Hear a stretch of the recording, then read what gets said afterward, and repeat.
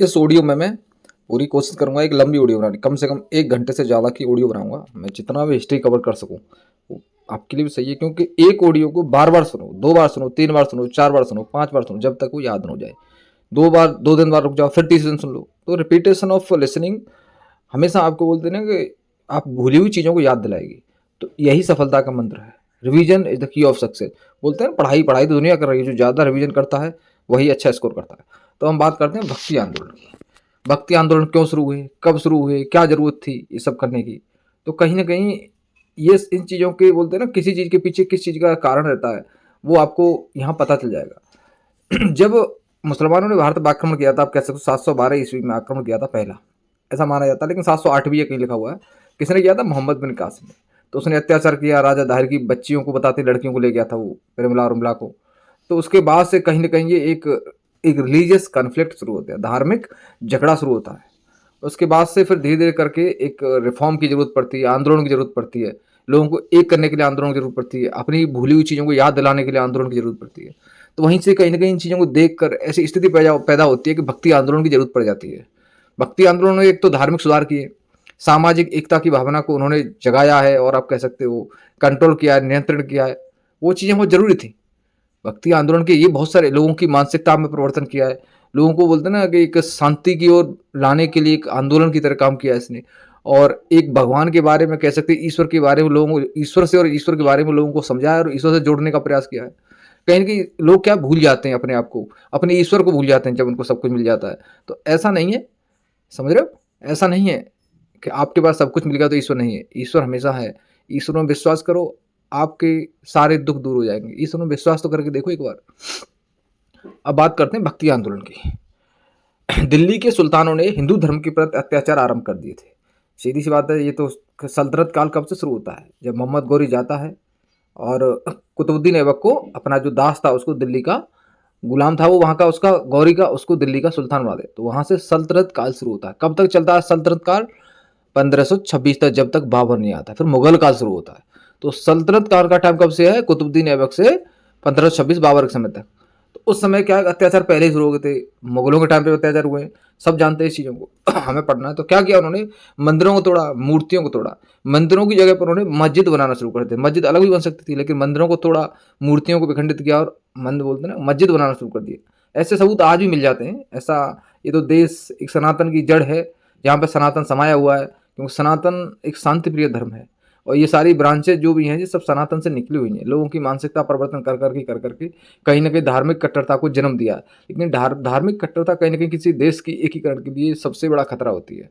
देश के एकीकरण के लिए, देश की शांति के लिए, देश के विकास के लिए, आप कह सकते हो देश के सामर्थ्य के लिए, स्वास्थ्य के लिए, सुरक्षा के लिए बहुत ज़रूरी है धार्मिक एकीकरण होना। मतलब कह सकते हो धार्मिक निरपेक्षता भी कहीं न कहीं सरकार का रोल है, लेकिन एकीकरण होना बहुत ज़रूरी है।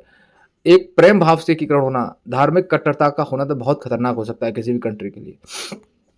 तो उन्होंने क्या किया था, जब सुल्तानों का राज दिल्ली में था, तो उन्होंने हिंदू धर्म के ऊपर अत्याचार शुरू किया, मंदिरों को तोड़ा, मूर्तियों को तोड़ा, जिससे हिंदुओं ने अपने धर्म की रक्षा के लिए एक ईश्वरवाद को महत्व दिया। अपने धर्म को बचाने के लिए एक ईश्वरवाद, मतलब ईश्वर एक ही है, उसको महत्व दिया। धर्म सुधारकों ने एक आंदोलन चलाया। मैंने बताया ना कि धर्म जब खतरे में होता है तो आंदोलन चलाए। लोग जब भूल गए कि धर्म भी होता है, तो आंदोलन चलाएंगे ना, उनको बताएंगे कि तुम किस धर्म से जुड़े हुए हो, तुम्हारा और हमारा सबका धर्म एक ही है। लोग भूल जाते हैं। तो लोगों को बताने के लिए एक ईश्वरवाद का सिद्धांत दिया, मतलब ईश्वर एक ही है, और धार्मिक आंदोलन चलाया। आंदोलन भक्ति आंदोलन के नाम से विख्यात हो। ये भक्ति से, इसका बोलते हैं ना, इसका आधार था भक्ति थी। मतलब आंदोलन में भक्ति करनी है आपको।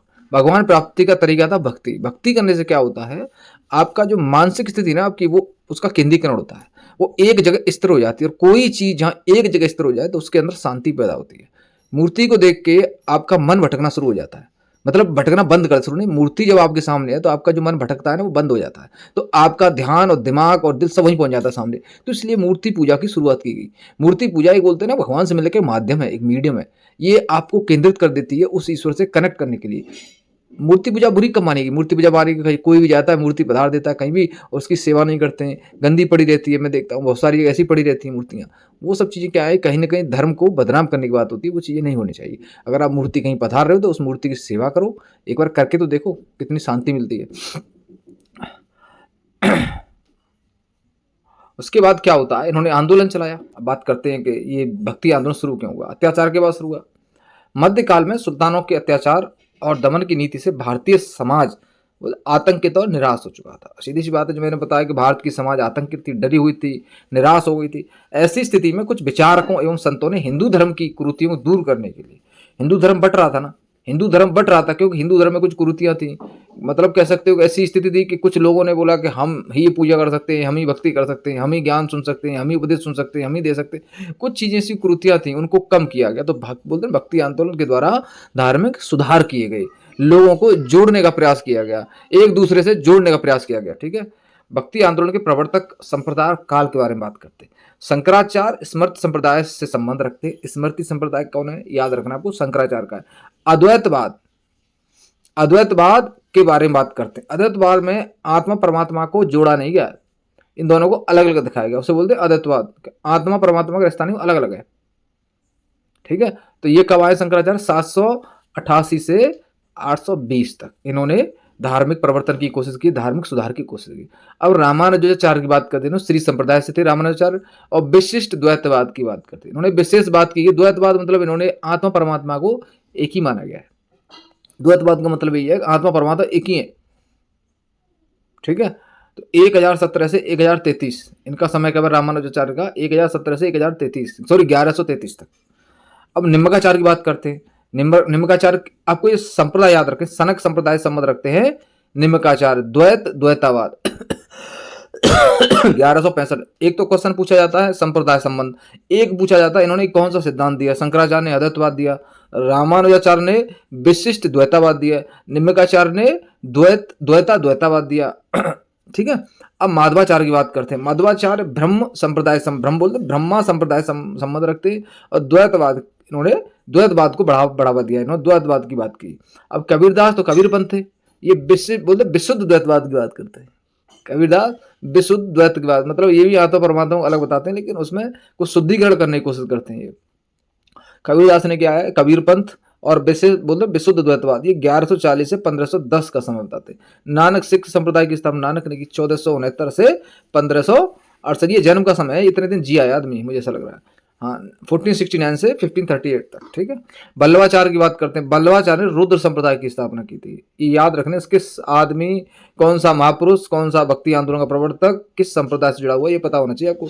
बल्लवाचार्य का संबंध रुद्र संप्रदाय से है, जिन्होंने शुद्ध द्वैतवाद की विचारधारा को आगे बढ़ाने का काम किया। अब बात करते हैं चैतन्य महाप्रभु। चैतन्य महाप्रभु मध्य गौड़ीय संप्रदाय संबंध रखते हैं, मध्य गौड़ीय संप्रदाय संबंध रखते हैं। अचित भेदभाव को इन्होंने बढ़ाया, अचिंत भेदभाव को आगे बढ़ाया है। दादू दयाल की बात, दादू पंथ से संबंध रखते, और निफक संप्रदाय के संस्थापक भी है। तुकाराम बरकरी संप्रदाय संबंध रखते हैं। तुकाराम, ये याद होना बहुत जरूरी, तो याद होगा लोगों को। तुकाराम बरकरी संप्रदाय संबंध रखते हैं। दादू दयाल दादूपंथी संबंध रखते हैं। चैतन्य महाप्रभु मध्य गौड़ी संप्रदाय संबंध रखते हैं। बल्लवाचार्य रुद्र संप्रदाय संबंध रखते हैं। नानक सिख संप्रदाय संबंध रखते हैं। कबीर पंथ वाले हैं। माधवाचार्य ब्रह्मा संप्रदाय संबंध रखते हैं। निम्बकाचार्य सनक संप्रदाय संबंध रखते हैं। रामानुजाचार्य श्री संप्रदाय संबंध रखते हैं, और शंकराचार्य स्मृति संप्रदाय संबंध रखते हैं। अब आपको एक क्वेश्चन ऐसे आएगा, एक क्वेश्चन ऐसे आ सकता है, शंकराचार्य का संबंध अद्वैतवाद से है, रामानुजाचार्य का संबंध विशिष्ट द्वैतवाद से है, निम्बकाचार्य का संबंध द्वैतवाद से है, माधवाचार्य का संबंध द्वैतवाद से है, कबीरदास का संबंध विशुद्ध द्वैतवाद से है, नानक का संबंध बताया नहीं है, इसमें केवल संप्रदाय की बात की है। बल्लवाचार्य का संबंध शुद्ध द्वैतवाद से है। चैतन्य महाप्रभु का संबंध अचित भेदभाव से है। ठीक है। दादू दयाल निपक संप्रदाय संबंध रखते हैं। तुकाराम बरकरी संप्रदाय, ये आपको याद रखना है, उन्होंने अपनी किस विचारधारा को सामने लाया, कैसे उन्होंने वो इसमें लिखा नहीं है। भक्ति आंदोलन का उद्देश्य मैंने आपको बताया, धार्मिक शुद्धिकरण, धार्मिक एकता, सामाजिक उद्धार, धर्मांधता को कम करना, बहुत सारी चीजें भक्ति आंदोलन के उद्देश्य रहे हैं। इसमें क्या लिखा है वो पढ़ते हैं। हिंदू धर्म एवं समाज में सुधार करना, हिंदू धर्म एवं समाज में सुधार करने की बात की है। भक्ति मार्ग अपनाने से समाज में धर्म के प्रति एकता की भावना जागृत हो गई। बिल्कुल सही बात है। जब भक्ति मार्ग को अपनाओगे तो कहीं ना कहीं धर्म के प्रति, आप अपने धर्म के प्रति एक हो गए, आप धर्म को स्वीकार करोगे, धर्म को मानने की कोशिश करोगे। कुछ स्थितियों में लोग धर्म को भूल जाते हैं ना, इस्लाम एवं हिंदू धर्म में समन्वय कराना, इस्लाम और हिंदू धर्म में कोऑर्डिनेशन की बात की गई थी इसमें। भाई जब अत्याचार हो रहा है तो कहीं ना कहीं समन्वय कराओ, ऐसा ना हो कि इस तरह से हो जाएगा आपस में लोग मरना शुरू करते हैं, तो कोऑर्डिनेशन की बहुत जरूरत है। भक्ति आंदोलन के द्वारा इस्लाम और हिंदू धर्म के प्रति समन्वय की भावना का विकास हुआ, बिल्कुल सही बात है। भक्ति आंदोलन को अपनाने के कारण क्या थे? मुस्लिम आक्रमणकारी के अत्याचार, ये ऑलरेडी मैंने बताया कि मुस्लिम जो आए थे उन्होंने आक्रमण किया और आने के बाद यहाँ पे धार्मिक अत्याचार करना शुरू कर दिया, मंदिर तोड़ दिए गए, मूर्तियां तोड़ दी गई, बहुत सारा अत्याचार हुआ था। भारत में मुस्लिम अत्याचारियों ने बर्बरता से अत्याचार किया, हिंदुओं का कत्लेआम किया, मूर्तियां मंदिरों को विध्वंस किया। इससे निजात पाने के लिए भक्ति आंदोलन को अपनाया गया। धर्म एवं जाति का भय, ये भी सही बात है। मुस्लिम आक्रमणकारियों ने हिंदू संप्रदाय के लोग बोलते भयभीत थे, उन्हें डर था कि उनके धर्म एवं जाति का विनाश हो जाएगा, इसलिए इनकी रक्षा के हेतु भक्ति आंदोलन का आश्रय लिया। इस्लाम का प्रभाव, हिंदुओं ने अनुभव किया कि इस्लाम धर्म में सादगी व सरलता है, उनमें जातीय भेदभाव नहीं है, इसलिए हिंदुओं ने इसे दूर करने के लिए भक्ति आंदोलन का मार्ग अपनाया।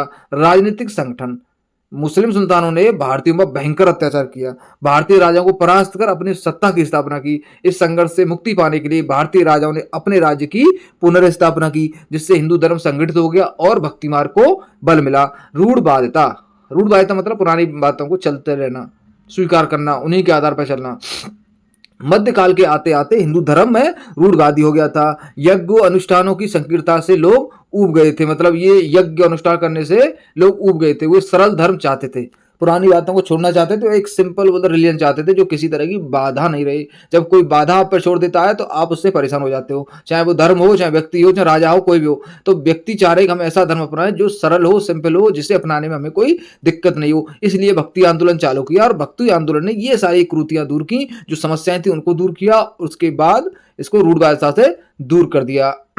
अब पारस्परिक मतभेद की बात करते हैं। हिंदू धर्म में भेदभाव बहुत था, निम्न वर्गों की दशा बहुत दयनीय थी। भेदभाव को समाप्त करने के लिए भक्ति मार्ग को अपनाया गया। हिंदुओं की निराशा, मुसलमानों के अत्याचारों से हिंदुओं की निराशा बढ़ चुकी थी, सीधी सी बात है ये तो।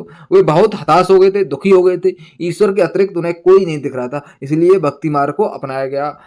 भक्ति आंदोलन की विशेषता क्या थी इनके बारे में बात करते हैं। एक, ईश्वर में आस्था, ईश्वर एक है, वह सर्वशक्तिमान है, ये उसकी विशेषता है। आडंबरों का विरोध, बाहर के जो आडंबर होते हैं, भक्ति आंदोलन में लोगों ने कर्मकांडों का खंडन किया है और इनका विरोध किया है। सच्ची भक्ति को ही ईश्वर बोलते हैं, मोक्ष ईश्वर की प्राप्ति होती है, भक्ति ही इसका आधार कर देगी, इसलिए इसे भक्ति आंदोलन बोलते हैं। संन्यास का विरोध किया है। भक्ति आंदोलन के अनुसार यह सच्ची भक्ति है तो ईश्वर में श्रद्धा है तो गृहस्थ में ही मोक्ष मिल सकता है, ये आपको याद रखना है। भक्ति आंदोलन ने संन्यास का विरोध किया है, वर्ण व्यवस्था का विरोध किया है, जाति व्यवस्था होगी, वर्ण व्यवस्था होगी, इन सब का विरोध किया है भक्ति आंदोलन ने। मानव सेवा पर बल दिया है। भक्ति आंदोलन ने बोलते ना सबसे ज्यादा आधार माना है मानव सेवा करो, आपको मोक्ष मिल सकता है। हिंदू मुस्लिम एकता का प्रयास किया है भक्ति आंदोलन ने। भक्ति आंदोलन के द्वारा संतों, वो जो भी संत थे, उन्होंने हिंदू मुस्लिमों को एक करने की कोशिश की है। स्थानीय भाषा में उपदेश दिए, संतों ने अपने उपदेश स्थानीय भाषाओं में दिए ताकि वो लोग जो स्थान उस जगह के लोग हैं आसानी से समझने और भक्ति आंदोलन का उन पर सकारात्मक प्रभाव पड़े। समन्वयवादी प्रवृत्ति की बात कर, समन्वय मतलब है कोऑर्डिनेशन, एक तरह से संतों, चिंतकों, विचारकों ने बोलते हैं ना भावना को, ईर्ष्या की जो भावना है उसको समाप्त करने की बात की गई है। इन सब में एक कोऑर्डिनेशन, एक समन्वय स्थापित करने की और समन्वय की भावना को बढ़ावा देने वाले बोलते हैं ना स्थिति पैदा करने की कोशिश की है और इस चीज को प्रोत्साहित किया है। गुरु के महत्व में वृद्धि, जब भक्ति आंदोलन किसने शुरू किया? गुरुओं ने। तो गुरु के महत्व में वृद्धि करती है। भगवान को प्राप्त करने के लिए गुरुओं का आदेश मानना, मतलब आदेश मतलब गुरुओं को आप कह सकते हो मानना, एक तरह से इस सिद्धांत में लाया गया है और वो कहीं ना कहीं आप कह सकते हो एक शुद्धिकरण का मार्ग भी है। भक्ति आंदोलन के संतों ने गुरु एवं शिक्षक के महत्व पर बल दिया है। गुरु ही ईश्वर के रहस्य को सुलझाने एवं मोक्ष प्राप्त करने में सहायक होता है। समर्पण की भावना से सत्य का साक्षात्कार एवं मोक्ष की प्राप्ति हो सकती है। समानता की भावना की बात की भक्ति आंदोलन ने। ईश्वर के समक्ष सभी लोग समान है, ये भक्ति आंदोलन की बात है। ईश्वर सत्य है, सभी जगह विद्यमान है, उनमें भेदभाव नहीं है, यही भक्ति मार्ग का सही रास्ता है। भक्ति आंदोलन के प्रमुख संतों के बारे में बात करते हैं। आचार्य रामानुज के बारे में बात करते हैं। इनका जन्म आंध्र प्रदेश के तिरुपति नगर में हुआ था 1066 ईस्वी में। संत बोलते हैं आचार्य रामानुज का जन्म हुआ था। वे विष्णु के भक्त थे, उन्होंने सभी के लिए मोक्ष प्राप्ति का मार्ग खोला। अब बात करते हैं रामानंद की। इनका जन्म प्रयाग में एक ब्राह्मण परिवार में हुआ था। वो एक महान धर्म सुधारक थे। वे अल्प आयु में ही संन्यास ग्रहण, मतलब बचपन में ही उन्होंने संन्यास ले लिया था। वे राम भक्त थे। इन्होंने वैष्णव धर्म द्वारा सभी के लिए बोले वैष्णव धर्म के द्वार थे, सबके लिए खोल दिए। कोई भी व्यक्ति भगवान विष्णु का धर्म है, वैष्णव धर्म है, उसको अपना सकता है। वे प्रेम व भक्ति पर जोर देते थे। कबीरदास की बात करते हैं। कबीर एक महान संत थे। इनका जन्म 1398 काशी में हुआ था। कबीरदास जी का जन्म काशी में हुआ था। इन्होंने भी प्रेम और भक्ति को बल दिया है। इन्होंने अंधविश्वास, कर्मकांड, दकियानुसी, विचार, तीर्थ आदि पर खूब व्यंग किया। उन्होंने बोलते हैं ना, उन्होंने पहली बार धर्म को अकर्मण्यता की भूमि से कटा कर कर्म योगी की भूमि में लाकर खड़ा कर दिया। इसका मतलब कबीरदास ने कर्म पर बल दिया है। ठीक है, अकर्मण्यता मतलब बिना काम करे कुछ नहीं होगा, आपको कर्म करना पड़ेगा, सीधी सी बात है। कबीर हिंदू मुस्लिम संप्रदायों की एकता का महान अग्रदूत था, इसमें कोई डाउट मत रखना। चैतन्य की बात करते हैं। चैतन्य महाप्रभु सन्यासी होने के बाद कृष्ण भक्ति में लीन हो गए। उनका विश्वास था कि प्रेम, भक्ति, संगीत, नृत्य आदि से ईश्वर को प्राप्त किया जा सकता है। नामदेव की बात करते हैं। वे भी भाई आडंबर जाति का विरोध करते थे, जाति पाति का सब विरोध करते थे, ईश्वर की भक्ति को सच्चा मार्ग बताया है। गुरु नानक देव की बात करते हैं। गुरु नानक देव ने मूर्ति पूजा का विरोध किया है। इनके गुरु अर्जुन देव थे, एक ईश्वरवाद व निर्गुण ब्रह्म के उपासक थे। अर्जुन देव एक ईश्वर की बात करते और निर्गुण ब्रह्म के उपासक थे। वे हिंदू मुसलमानों की एकता चाहते थे। वल्लभाचार्य की बात करते हैं। ये तेलुगु ब्राह्मण परिवार के थे। ये महान विद्वान थे। वे कृष्ण भक्ति का प्रचार करते थे। कृष्ण भक्ति के महत्व को उच्च कोटि कहा गया है। किसने? वल्लभाचार्य ने। उन्होंने कृष्ण के प्रति सच्ची श्रद्धा व्यक्त की है। अब बात करते हैं ज्ञानेश्वर की। ये ब्राह्मणों का विरोध करते थे। इन्होंने निम्न जाति के लोगों के लिए धार्मिक ग्रंथों पर प्रतिबंध लगाया था।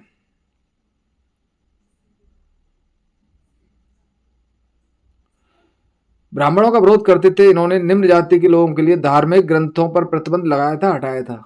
ये कुछ मुझे डाउट वाली लाइन लग रही है, लेकिन आप इसको पढ़ लेना जो लिखा है। अब माधवाचार्य की बात करते हैं। 13वीं सदी के महान सुधारक एवं संत थे। ये विष्णु के भक्त थे। इनका मानना था कि ईश्वर भक्ति से इंसान जन्म मरण के चक्र से मोक्ष प्राप्त कर लेता है। किससे? भक्ति से। सीधी सी बात है, सबका आधार भक्ति है। निम्बार्क ये कृष्ण राधा पर आधारित भक्ति की व्याख्या की है। ये धर्म सुधारक थे। ये पूर्ण आत्मसमर्पण पर जोर देते थे। भक्ति आंदोलन का प्रभाव क्या क्या पड़ा था? धार्मिक प्रभाव पड़ा था, अंधविश्वासों में कमी आई थी, ईर्ष्या दोष में कमी आई थी, समन्वय की भावना में वृद्धि हुई थी, धर्मनिरपेक्ष भावना में वृद्धि हुई थी, इस्लाम प्रचार की समाप्ति हुई थी, सिख धर्म की स्थापना हुई थी, बौद्ध धर्म का पतन हुआ था, समाज सेवा में वृद्धि हुई थी, कला का विकास हुआ था। तो भक्ति आंदोलन से जुड़े सारे क्वेश्चन आप एक बार इन चीजों को याद कर लो, कौन सा किस संप्रदाय से जुड़ा हुआ है। एक बार फिर मैं इस चीज को रिपीट कराता हूं, क्योंकि क्वेश्चन इसी एरिया से आएगा। शंकराचार्य स्मृति संप्रदाय से जुड़े हुए हैं, वो अद्वैतवाद की बात करते हैं। ठीक है। रामानुजाचार्य श्री संप्रदाय से जुड़े हुए हैं, वे विशिष्ट द्वैतवाद की बात करते हैं। निम्बकाचार्य सनक संप्रदाय जुड़े हुए हैं, वे द्वैतवाद की बात करते हैं। माधवाचार्य ब्रह्म संप्रदाय से जुड़े हुए हैं, वे द्वैतवाद की बात करते हैं। कबीरदास कबीर पंथ से जुड़े हुए हैं, विशिष्ट द्वैतवाद की बात करते, विशिष्ट नहीं विशुद्ध द्वैतवाद की बात करते हैं। नानक सिख संप्रदाय की बात करते हैं। वल्लभाचार्य रुद्र संप्रदाय जुड़े हुए हैं, रुद्र संप्रदाय वल्लभाचार्य। ये मैचिंग के लिए क्वेश्चन आते हैं। भक्ति आंदोलन से क्वेश्चन आएगा, अगर मेंस में आया तो आपको ये बहुत कुछ लिखना पड़ेगा। फ्री में आता है तो ये मैचिंग के लिए आता है, कौन व्यक्ति किस संप्रदाय जुड़ा हुआ है और उसका सिद्धांत क्या है। वल्लभाचार्य ने शुद्ध द्वैतवाद का सिद्धांत दिया है। चैतन्य महाप्रभु मध्य गौड़ी संप्रदाय जुड़े हुए हैं, इन्होंने अचिंत भेदवाद का सिद्धांत दिया। दादू दयाल ने दादू पंथ की स्थापना की और निपक्ष संप्रदाय जुड़े हुए। आपको याद निपक्ष संप्रदाय से कौन जुड़ा हुआ है, क्वेश्चन यही आ जाएगा। दादू दयाल का याद रखेंगे, जो निपक्ष संप्रदाय से जुड़े हुए। तुकाराम बरकरी संप्रदाय जुड़े हुए। ठीक है।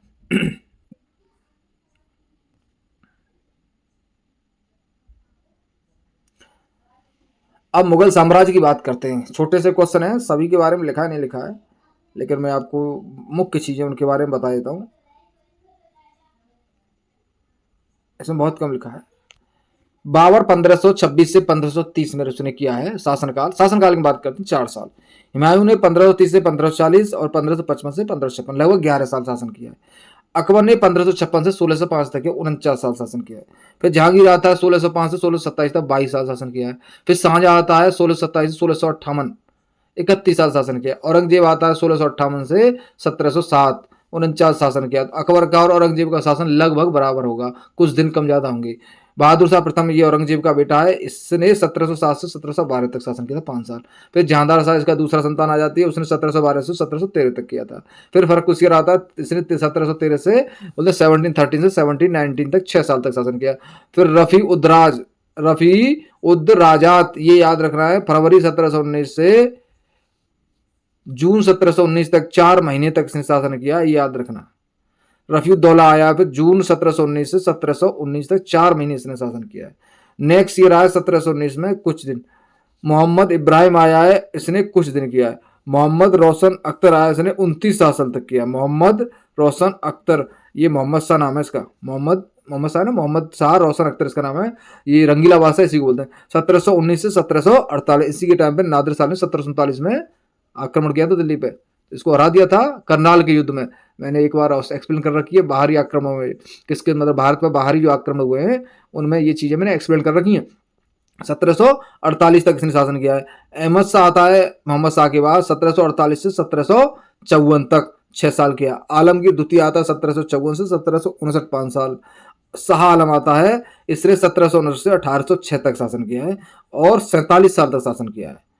अकबर द्वितीय आता है 1806 से 1837 तक शासन किया है, 31 साल तक किया है। बहादुर शाह द्वितीय 1837 से 1858 21 शासन किया है। इसी मुगल बादशाह, अंतिम मुगल बादशाह बहादुर शाह द्वितीय, जिसको अंग्रेजों ने रंगून में बंद कर दिया था और वहीं इसकी डेथ हो जाती है और आज भी वहीं उनकी समाधि है मुगल बादशाह की। जब भारत के प्रधानमंत्री बर्मा गए थे, म्यांमार गए थे, तो समाधि पर गए थे, वो मिले थे, देख के आए थे उस जगह को। मुगल साम्राज्य की शुरुआत 1526 में हुई थी, जब बाबर ने पहला पानीपत का युद्ध जीता था। ठीक है। 18 शताब्दी के शुरुआती तक भारतीय उपमहाद्वीप में राज्य किया था। 19वीं शताब्दी के मध्य तक साम्राज्य समाप्त हो गया था। मुगल साम्राज्य तुर्क मंगोल पीढ़ी के तैमूर वंशी थे, तैमूर लिखा नहीं, तैमूर वंशी थे। मुगल साम्राज्य ने 1700 के आसपास अपनी ताकत को बढ़ाते हुए भारतीय उपमहाद्वीपों की लगभग सभी भागों पर अपने साम्राज्य के नीचे कर लिया, मतलब सब पे कंट्रोल कर ली। 1700 के आसपास मतलब समझ लीजिए जो औरंगजेब मुगल बादशाह था। बाबर ने 1526 से 1530 तक शासन किया है। इसने 1527 में खानवा का युद्ध लगा राणा सांगा से। कुछ बताते हैं हार गया था, कुछ बताते हैं जीत गया था, कुछ बताते हैं मतलब रिजल्ट नहीं आया था। तो आपको याद रखनी है 27 में खानवा का युद्ध हुआ था। फिर 28 में चंदेरी का युद्ध होता है मेदिनी राय से। 29 में घाघरा का युद्ध होता है महमूद लोधी। ये घाघरा का युद्ध अफगानों से होता है। ठीक है। महमूद लोधी वहां का होगा राजा इनका। 1530 में बाबर की मृत्यु हो जाती है। अब बात करते हैं नसरुद्दीन मोहम्मद हुमायूं की। 1530 से 1540 शासन करता है और 1555 से 1556 तक। 1530 से 1540 1530 से 1540 तक मुगल बादशाह हुमायूं का शासनकाल दूसरे बादशाह थे। जो उसके बाद आते हैं मुगलों के दूसरे बादशाह हुमायूं। कालिंजर का आक्रमण 1531 में होता है। कालिंजर पर आक्रमण हुमायूं का पहला आक्रमण था। हुमायूं का पहला आक्रमण कौन सा था? कालिंजर पर। अब दोहरिया की बात कर, दोहरिया का युद्ध 1532 ईस्वी में होता है। हुमायूं की सेना एवं महमूद लोदी की सेना के बीच अगस्त 1532 में दोहारी नामक स्थान पर हुआ, जिसमें महमूद पराजित होता है। चुनार का घेरा 1532 में शेर खां, जो शेरशाह था, शेर खां के कब्जे में था चुनार। 4 महीने लगातार किले को घेरने के बाद शेर खां हुमायूं के बीच एक समझौता हो जाता है चुनार के घेरे में 1532 में। बहादुर शाह से युद्ध होता है 1535 से 1536। गुजरात के शासक बहादुर शाह से 1531 में। देख रहे हो राजा बनना इतना आसान नहीं है, हर साल युद्ध चल रहा है, कोई भी चीज ऐसे नहीं मिलती भाई, बहुत लड़ाई है, बहुत खून बहाना पड़ता है, बहुत मेहनत करनी पड़ती है। बहादुर शाह से युद्ध होता है 1531 में मालवा तथा 1532 में रायसीन के किले पर अधिकार कर लिया जाता है। शेरशाह से संघर्ष होता है 1537 से 1540। 1537 ईस्वी के अक्टूबर महीने में हुमायूं ने पुनः चुनार के किले को घेर लेता है। शेर खां के पुत्र कुतुब खान ने हुमायूं को लगभग 6 महीने तक किले पर अधिकार करने दिया। लगभग 6 महीने लड़ाई चलती रही, लेकिन कुतुब खान ने उसे जीतने नहीं दिया। चौसा का युद्ध होता है 26 जून 1539 को हुमायूं और शेर खां के बीच में होता है। गंगा नदी के उत्तरी तट पर स्थित चौसा नामक स्थान पर होता है। चौसा के युद्ध में सफल होने के बाद शेर खां ने अपने को शेरशाह की उपाधि दी थी और राज्य किया था। कौन से युद्ध के बाद? चौसा का युद्ध कब हुआ था? 39 में। उसके बाद होता है बिलग्राम कहाँ है? कन्नौज में। इसको कन्नौज का युद्ध बोलते हैं। 17 मई 1540 को बिलग्राम का युद्ध होता है। बिलग्राम या कन्नौज में लड़ी गई लड़ाई में हुमायूं के साथ उसके भाई हिंदाल एवं अक्सरी भी थे। हुमायूं पराजित होता है। अब बात करते हैं अकबर की। हुमायूं का लड़का था अकबर ने लगभग 49 साल शासन किया, 49 साल मुगल बादशाह रहा। अकबर की माता का नाम था हमीदा बानो बेगम। अकबर का जन्म हुआ था 15 अक्टूबर 1542 ईस्वी को। कहां हुआ था?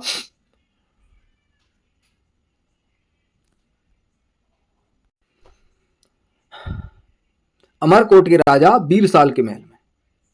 अकबर का जन्म कहां हुआ था? अमरकोट के राजा बीरसाल के महल में। 14 जनवरी 1556 ईस्वी को एक साधारण बाग में महान सम्राट अकबर का राजा रोहड़ मतलब उसके राज तलक कर राजा बना दिया जाता है। अकबर के नवरत्न में कौन कौन थे? टोडरमल। अकबर के शासनकाल में एक वित्त मंत्री के पद पर कार्य थे टोडरमल। टोडरमल ने ही सन 1580 ईस्वी में दहसाला बंदोबस्त प्रणाली लागू की थी। ये दहसाला पहले पूछी जाती थी, पूछना बंद कर दिया, लेकिन आपको पता होना चाहिए 1580 में दहसाला बंदोबस्त लागू किया। कब किया था आपको साल पता होना चाहिए, 1580 में। टोडरमल ने ही जलालुद्दीन मोहम्मद को अकबर की उपाधि दी थी। जलालुल मोहम्मद बोलते थे उसको, अकबर की उपाधि किसने दी थी? टोडरमल ने। ये क्वेश्चन बहुत जबरदस्त है। अकबर को अकबर की उपाधि टोडरमल ने दी थी। तानसेन, महान संगीतक तानसेन अकबर के दरबार में संगीतक के रूप में कार्यरत थे। तानसेन के बचपन का नाम रामतनु पांडे था। तानसेन का मकबरा मध्य प्रदेश का जिला ग्वालियर में स्थित है। बैरम खान की बात करते हैं। बैरम खान का जन्म बदक खां में हुआ था और वो अकबर के संरक्षक के तौर पर नियुक्त किए गए थे। बैरम खान ने ही अकबर को तलवारबाजी और युद्ध कला में पारंगत किया था। बैरम खान एक तरह से अकबर का संरक्षक था और अकबर को मुगल बादशाह बनाने में सबसे बड़ा हाथ बैरम खान का है। बैरम खान को लास्ट में अंतिम समय पर अकबर ने राज्य से निकाल दिया था। कालांतर में कुछ मतभेदों के कारण अकबर ने बैरम खान को अपने मंत्रिमंडल से निष्कासित कर दिया और तीर्थ यात्रा मतलब उसको दंड नहीं दिया, उसको बुला के आप बुजुर्गों आप यहाँ से तीर्थ यात्रा पर चले जाओ। नहीं, बैरम खान को मारा जा सकता, लेकिन दंड नहीं दिया था कि इसने इतनी सेवा की है, बोलते इसकी बदौलत में राजा बनाऊं बादशाह बनाऊं, तो इसको दंड नहीं देते और इसको राज्य से निकाल देते हैं, तीर्थ यात्रा पर भेज देते हैं। तो तीर्थ यात्रा जा रहा था तो उस समय उड़ीसा के पास बैरम खान की हत्या कर दी जाती है। अबुल फजल, अबुल फजल का जन्म 14 जनवरी 1551 को हुआ था। अबुल फजल अकबर के नवरत्नों में से एक है। अबुल फजल ने ही आयन अकबरी एवं अकबरनामा की रचना की है। तो अबुल फजल ने आयन अकबरी और अकबरनामा दोनों की रचना की है। दीन ए इलाही धर्म के प्रधान पुरोहित के रूप में अबुल फजल का नाम आता है। दीन ए इलाही जो अकबर ने नया धर्म लाया था, शुरू करवाया था, उसका जो प्रधान पुरोहित था वो अबुल फजल था। कुछ मतभेदों के कारण 1602 ईस्वी में जहांगीर के इशारे पर वीर सिंह बुंदेला ने अबुल फजल की हत्या कर दी। अबुल फजल को किसने मरवाया था? जहांगीर ने। कब? 1602 ईस्वी में। अबुल फजल के भाई का नाम फैजी था। फैजी ने ही आयन अकबरी के लेखन की शुरुआत की थी। इस पुस्तक का अंत अबुल फजल ने किया था। आयन अकबरी और अकबरनामा दोनों अबुल फजल ने लिखे हैं, लेकिन आयन अकबरी की शुरुआत फैजी ने की थी और अंत किया था अबुल फजल ने। इसके अलावा अबुल फजल ने विष्णु शर्मा की पुस्तक पंचतंत्र का फारसी में अनुवाद किया। ये क्वेश्चन है यहाँ पे। पंचतंत्र का फारसी में अनुवाद अबुल फजल ने किया था या करवाया था, एक ही बात है। अबुल फजल की ही प्रेरणा से मजहर नामक दस्तावेज की शुरुआत होती है। जो मजहर नामक एक डॉक्यूमेंट रिलीज किया जाता है वो अबुल फजल की बोलते प्रेरणा से होता है। अब बात करते हैं अब्दुल रहीम खान खाना की। बैरम खान की मृत्यु के पश्चात अकबर ने बैरम खान की पत्नी से विवाह कर लिया था और एक पुत्र, उनके पुत्र अब्दुल रहीम खान खाना को अपने पुत्र जैसा प्रेम दिया। जब बैरम खान चले जाते हैं तो उनकी पत्नी को अकबर रख लेते हैं, उनसे शादी कर लेते हैं। पत्नी रखने का, शादी करने का मतलब है उसको पूरा संरक्षण मिल जाता है और उसके बेटे को अपना बेटा मान लेते हैं। वही बेटा अब्दुल रहीम खान खाना बनता है आगे। अब्दुल रहीम खान खाना की शिक्षा की व्यवस्था अकबर ने करवाई थी और उन्होंने ही बाबरनामा का फारसी में अनुवाद करवाया था। तो बाबरनामा का फारसी में अनुवाद किसने करवाया? अब्दुल रहीम खान खाना ने। अब बात करते हैं मान सिंह की। मान सिंह आमेर के राजपूत थे और भारमल के बेटे थे। राजा भारमल के पुत्र थे मान सिंह। अकबर के नवरत्नों में इनका भी नाम आता है। उन्होंने कई युद्धों में अकबर का साथ दिया। मान सिंह युद्ध नहीं हारा था, कहीं भी गया मान सिंह ने हर जगह युद्ध जीता था। बहुत पावरफुल आदमी था मान सिंह। मान सिंह की बहन मानबाई का विवाह अकबर के पुत्र जहांगीर से हुआ है। तो मानबाई की शादी अकबर के बेटे जहांगीर से इसमें लिखी हुई है। इनकी पुत्री मनोरमा बाई का विवाह शाहजहां के पुत्र दारा से हुआ। जब इसकी पुत्री थी अकबर से मान सिंह की मनोरमा, उसकी शादी दारा सिको से हुई थी। मुल्ला दो प्याजा के विषय में इतिहासकारों में मतभेद है। कुछ इतिहासकार इन्हें एक कल्पना मानते हैं जो कि मुगल सम्राट अकबर और उनके दरबारी बीरबल की लोक कथाओं की श्रृंखला से एक चरित्र है। कुछ इतिहासकार मानते हैं ये कल्पना है, ये बीरबल की और अकबर की जो कहानियां चलती थी उसमें एक चरित्र है। फैजी की बात करते हैं। फैजी अकबर के नवरत्न होने के साथ साथ ही एक प्रसिद्ध कवि था। फकीर अजुद्दीन की बात करते हैं। फकीर अजुद्दीन एक सूफी फकीर थे। आप अकबर के नेतृत्व नवरत्न होने के साथ साथ ही अकबर के एक महान प्रमुख सलाहकार थे। तो फकीर अजीजुद्दीन कौन थे? अकबर के सलाहकार, ऐसा इसमें लिखा हुआ है। मुगल सम्राट अकबर की मृत्यु 27 अक्टूबर को सन 1605 में होती है। 15 अक्टूबर को जन्म हुआ था, 27 अक्टूबर को डेथ होती है, याद रखना। अब बात करते हैं जहांगीर की। जहांगीर 1605 से 1627 तक मुगल बादशाह रहा है। जहांगीर का जन्म फतेहपुर सीकरी में स्थित शेख सलीम चिश्ती की कुटिया में राजा भारमल की बेटी मरियम जमानी की गर्भ से हुआ था। राजा भारमल की बेटी थी ऐसा माना जाता है। राजा भारमल की बेटी मरियम जमानी, जिसको जोधाबाई के नाम से एक सीरियल बना हुआ है, उसी को मरियम जमानी बोलते थे। वो अकबर से शादी होती है, उनसे एक बेटा पैदा होता है, वो जहांगीर बनता है। 30 अगस्त 1569 को हुआ है। अकबर सलीम को सेखू बाबा कहा करता था। सलीम का मुख्य शिक्षक अब्दुल रहीम खाना था। अपने आरंभिक जीवन में जहांगीर शराबी और आवारा शहजादे के रूप में बदनाम था। भाई दारू तो पिएगा, मुगल बादशाह का लड़का है, राजा का लड़का है, दारू तो पी सकता है। 1599 ईस्वी तक सलीम अपनी महत्वाकांक्षा के कारण अकबर के विरुद्ध विद्रोह में संलग्न रहा। मतलब 1599 तक अपनी महत्वाकांक्षा, मतलब कुछ पाने की इच्छा रखने वाला व्यक्ति अकबर के विरुद्ध अपने बाप के खिलाफ ही विद्रोह कर देता है। 21 अक्टूबर 1605 ईस्वी को अकबर ने सलीम को अपनी पगड़ी और कटार से सुशोभित कर उत्तराधिकारी घोषित कर दिया। अकबर की मृत्यु के 8वें दिन 3 नवंबर 1605 को सलीम का राज्याभिषेक नूरुद्दीन मोहम्मद जहांगीर बादशाह गाजी की उपाधि से आगरा के किले में होता है। स्वयं चित्रकार होने के कारण जहांगीर कला एवं साहित्य का पोषक रहा। जब खुद ही कलाकार होगा तो कला को तो वो ऐसे संरक्षण देगा ही, तो इसका पोषक रहा है। किराना घराने की उत्पत्ति का मुख्य श्रेय जहांगीर को दिया जाता है। तो ये क्वेश्चन ये बनता है, किराना घराने की उत्पत्ति का मुख्य श्रेय किस मुगल बादशाह को दिया जाता है?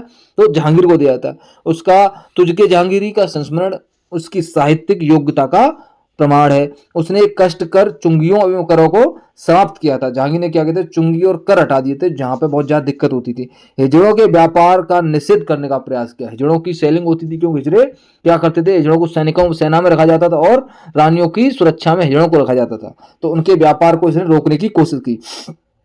जहांगीर की मृत्यु 1627 में होती है। उस समय जब वह कश्मीर से वापस आ रहा था, रास्ते में लाहौर में उसका देहावसान होता है। तो जहांगीर की डेथ कहाँ होती है? लाहौर में। उसे वहां के रमणीक उद्यान में दफनाया गया था। बाद में वहां उसका भव्य मकबरा बनाया गया। मृत्यु के समय उसकी आयु 58 वर्ष थी, मतलब 58 ईयर ओल्ड था जहांगीर। जहांगीर के पश्चात उसका पुत्र खुर्रम शाहजहां के नाम से मुगल बादशाह बनता है। तो जहांगीर का मकबरा कहाँ है? लाहौर में, याद रखना। शाहजहां 1627 से 1658। शाहजहां जहांगीर का पुत्र था, अकबर का पोता था। इसका जन्म 5 जनवरी 1592 लाहौर में हुआ था। इसका मतलब अकबर बाबा बन चुका था। अकबर की मृत्यु 1605 में हुई है, उसका शाहजहां पोता पैदा हो चुका था। इसके बचपन का नाम खुर्रम था। अहमदनगर और मुगल बादशाह के बीच 1617 में संधि हुई थी, जिसमें जहांगीर के पुत्र खुर्रम ने अहम भूमिका निभाई थी। अहमदनगर और मुगल बादशाह के बीच में जो संधि हुई थी उसमें खुर्रम गया था, ये क्वेश्चन पूछा गया है, जिससे प्रसन्न होकर जहांगीर ने खुर्रम को शाहजहां की उपाधि दी। भाई खुर्रम आ गया था, युवराज बोलते राजकुमार के रूप में क्या होगा? बादशाह का लड़का था, संधि कराई इसने, सेना बचाई इसने और मुगल साम्राज्य को फैलाने की कोशिश की। तो इससे खुश होकर शाहजहां ने इसने जहांगीर ने इसको शाहजहां की उपाधि दी। तो ये आपको याद रखना है। अहमदनगर मुगल साम्राज्य के बीच जो 1617 में संधि हुई थी, उसके बाद खुर्रम को शाहजहां की उपाधि मिली थी। शाहजहां के शासनकाल में फ्रांसीसी यात्री वर्नियर और ट्रेवेनियर तथा इटालियन यात्री मनुची भारत आया था। किसके शासनकाल में? शाहजहां के टाइम में। इन्होंने शाहजहां के शासनकाल का वर्णन किया है। शाहजहां ने अपने शासनकाल में सिक्का चलवाया था, जिससे आना कहते। तो आना किसके शासनकाल में चला था? शाहजहां के टाइम पे। ये आपको याद रखना, ये क्वेश्चन पूछा जाता है कि आना कब चला था? शाहजहां के टाइम पे। शाहजहां एक बेशकीमती तख्त पर आसीन होता था, जिसे तख्ते ताऊत कहा जाता है। इसी तख्ते ताऊत को उठा ले गया था वो ईरान, नादिर शाह, जब 1739 में अटैक किया था उसने। इस तख्ते ताऊत को यहां से ईरान ले गया था उठा के। शाहजहां के शासनकाल को स्थापत्य कला और सांस्कृतिक दृष्टि से स्वर्णिम कहा जाता है। ये भी क्वेश्चन हमें सबको पता होना चाहिए जो भी पढ़ाई कर रहे हैं, कि किस मुगल बादशाह के शासनकाल को स्थापत्य कला और सांस्कृतिक दृष्टि से स्वर्ण युग कहा गया। रीजन, बहुत बिल्डिंग बनी है शाहजहां के टाइम में। स्थापत्य कला मतलब भवन निर्माण की कला बहुत बनी है। शाहजहां ने अपने शासनकाल में कई प्रसिद्ध इमारत बनाई थी, इसीलिए इसको बोलते हैं, जिसमें आगरा में स्थित ताजमहल शाहजहां ने बनाया, दिल्ली का लाल किला शाहजहां ने बनाया, जामा मस्जिद शाहजहां ने बनाई है, आगरा की मोती मस्जिद शाहजहां ने बनाई है, आगरा किले में से दीवाने खास शाहजहां ने बनाए, दीवाने आम शाहजहां ने बनवाए और मुसम्मन बुर्ज शाहजहां ने बनाया। लाहौर में स्थित शालीमार बाग शाहजहां ने बनवाए। सालमार गांव में स्थित शीश महल शाहजहां ने बनवाए।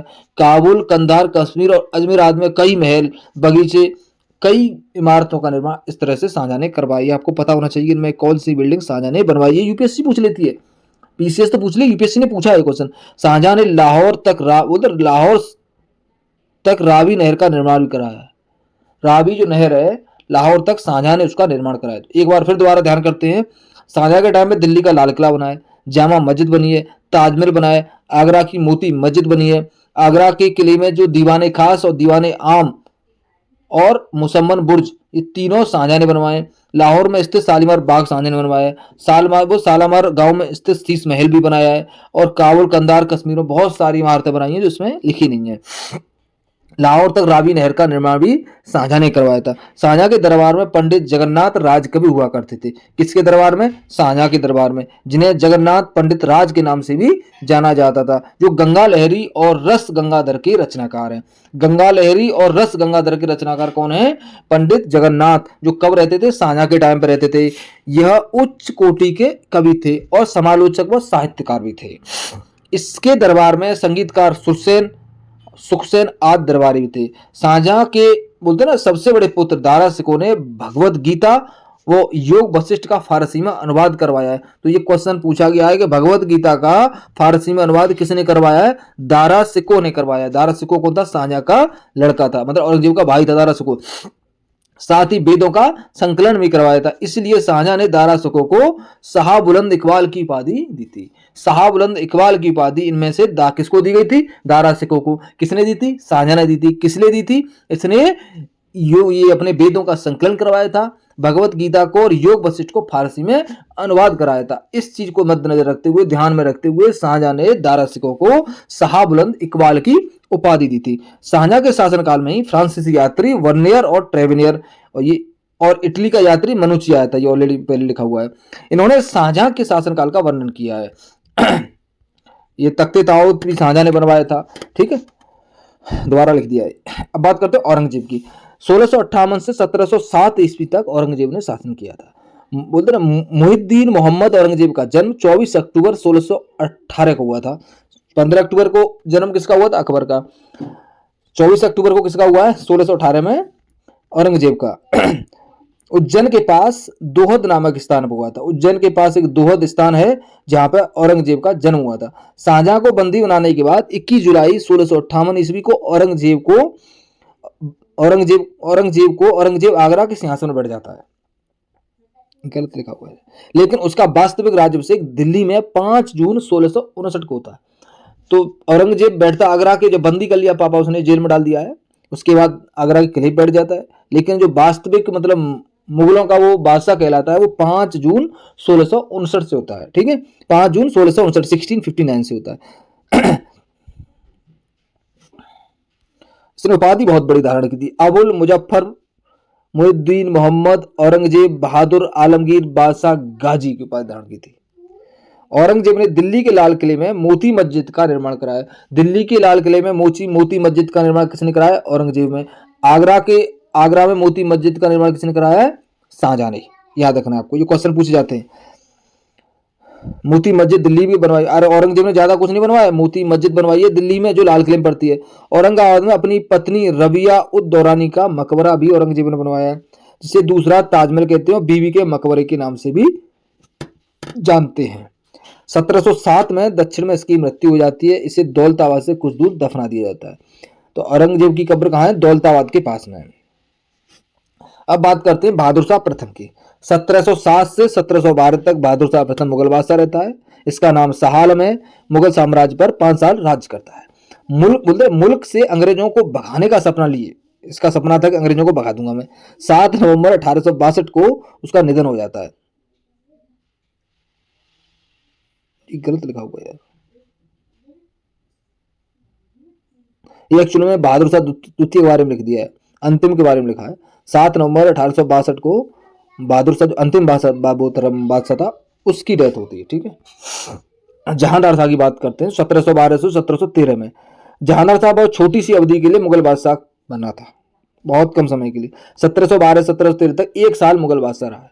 सैयद बंधुओं के सहयोग से फर्रुखसियत ने 10 जनवरी 1713 को आगरा में जहांदार शाह को बुरी तरह परास्त किया।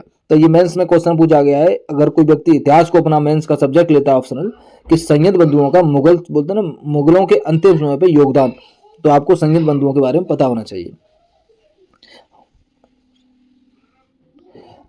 2 भाई थे। 12 फरवरी 1713 को असद खान एवं जुल्फकार खान ने इसकी हत्या कर दी। असद खान ने और जुल्फकार खान ने 1713 में इसकी हत्या कर दी। जहांदार शाह मुगल वंश का प्रथम अयोग्य शासक था, उसे लंपट मूर्ख कहा गया है। तो लंपट मूर्ख किसे कहा गया है? जहांदार शाह को। फर्रुखसियर की बात करते हैं। फर्रुखसियर का जन्म 20 अगस्त 1685 में हुआ था। 1713 से लेकर 1719 तक मुगल बादशाह रहता है। फर्रुखसियर के समय महत्वपूर्ण घटना थी, सिख विद्रोह हुआ था, जिसको फर्रुखसियर ने समाप्त किया था। फर्रुखसियर दिमाग का कमजोर था, इसलिए संयत जो बंधु थे उसके नियंत्रण से मुक्त हो जाते। देवयोग से संयत बंधुओं को सम्राट के षड्यंत्र का पता चल जाता है, क्योंकि फर्रुखसियर क्या था, इन संयत बंधुओं को मारना चाहता था, लेकिन उन्होंने पहले ही उसको अपदस्थ कर दिया था। संयत बंधुओं ने क्या किया, मिलकर फर्रुखसियर को हटा दिया जाता है, बाद में आंखें निकलवाकर मरवा दिया जाता है। पहले तो देखा होगा आपने, फर्रुखसियर ने मिलकर संयत बंधुओं से उसको हटाया था, बहादुर शाह को नहीं, जहांदार शाह को हटाया था। फिर बाद में इनमें लड़ाई होती है। लड़ाई होते समय क्या होता है कि जब ये फर्रुखसियर को ऐसा लगता है ये मेरे लिए खतरा बन सकते हैं, तो फर्रुखसियर ने इन दोनों को मारने की कोशिश की, जो संयत भाई थे, अली हुसैन, और एक तो अली हुसैन था, एक और था, नाम ध्यान नहीं आ रहा उसका। तो इन दोनों को पता चल जाता है, ये मिलके क्या करते हैं, उसको उसकी आंख निकलवा देते हैं और उसको मार देते हैं। ये एक साल के बाद इनको जरूर याद रखना, क्योंकि आजकल इन्हीं से क्वेश्चन आते हैं जिनको लोग नहीं पढ़ते। तो रफी उल दर्जात, सबसे पहले दर्जात आता है 1719 में, ठीक। फिर नेक्स्ट ईयर आता है 1719 में। फिर मोहम्मद इब्राहिम आता है 1720 में। मोहम्मद शाह आता है 1719 से 1720 में, और 1720 से 1748 में, मतलब 1719 से 1720, 1720 से 1748। मोहम्मद शाह मुगल साम्राज्य, जिसे रोशन अख्तर भी कहा जाता है। रोशन अख्तर किस बादशाह को बोला गया है? मोहम्मद शाह को। उसकी मृत्यु 1748 में 1748 में होती है।